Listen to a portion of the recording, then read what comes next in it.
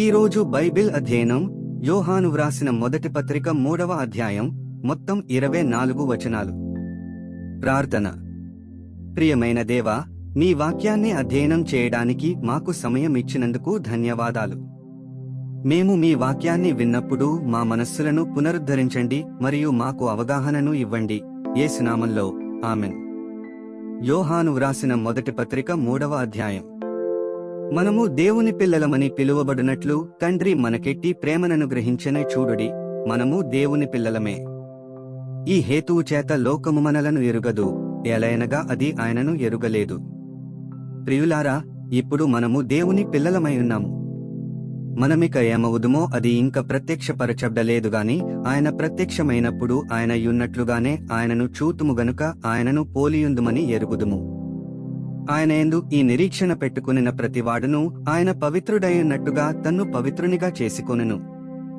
పాపము చేయు ప్రతివాడును ఆజ్ఞను అతిక్రమించును, ఆజ్ఞాతిక్రమమే పాపము.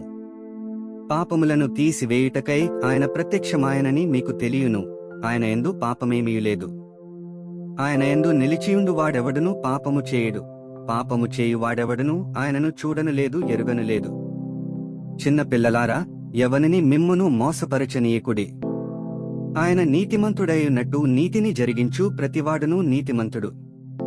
అపవాది మొదట నుండి పాపము చేయుచున్నాడు గనుక పాపము చేయువాడు అపవాది సంబంధి. అపవాది యొక్క క్రియలను లయపరచుటకే దేవుని కుమారుడు ప్రత్యక్షమాయెను.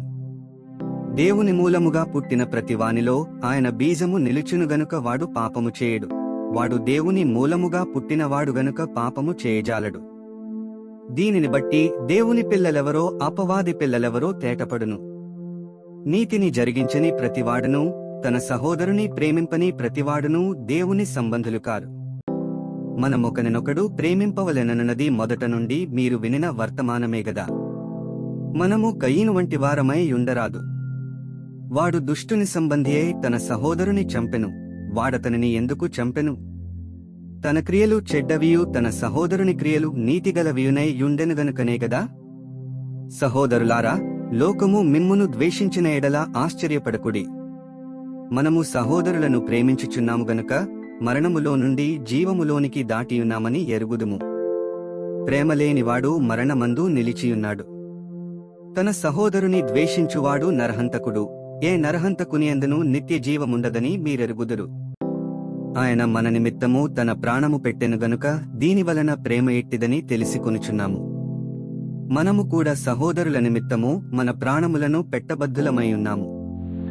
ఈ లోకపు జీవనోపాధిగలవాడయుండి తన సహోదరునికి లేమి కలుగుట చూచియు అతని ఎడల ఎంతమాత్రమును కనికరము చూపని వానియందు దేవుని ప్రేమ ఎలాగు నిలుచును?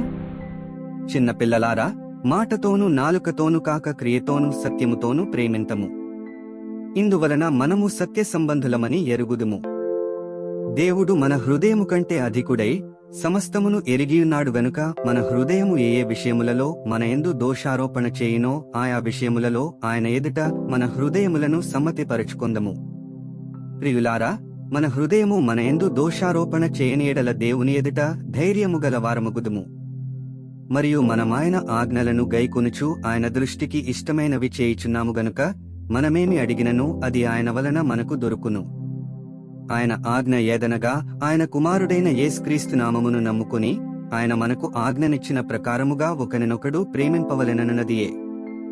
ఆయన ఆజ్ఞలను గైకొనువాడు ఆయన యందు నిలిచియుండును, ఆయన వానియందు నిలిచియుండును. ఆయన మన యందు నిలిచియున్నాడని ఆయన మనకనుగ్రహించిన ఆత్మ మూలముగా తెలిసికొనుచున్నాము. 24 వచనాలు చదివియున్నాము. ముగింపు ప్రార్థన. సర్వశక్తిమంతుడైన దేవా, నీవే మార్గము, సత్యము మరియు జీవము. చదివిన వాక్యాన్ని మీ కృప ద్వారా మా హృదయాలలో ఉంచుకుని మా జీవితంలో అన్వయించుకోవడానికి మాకు సహాయం చేయండి. ఆమెన్.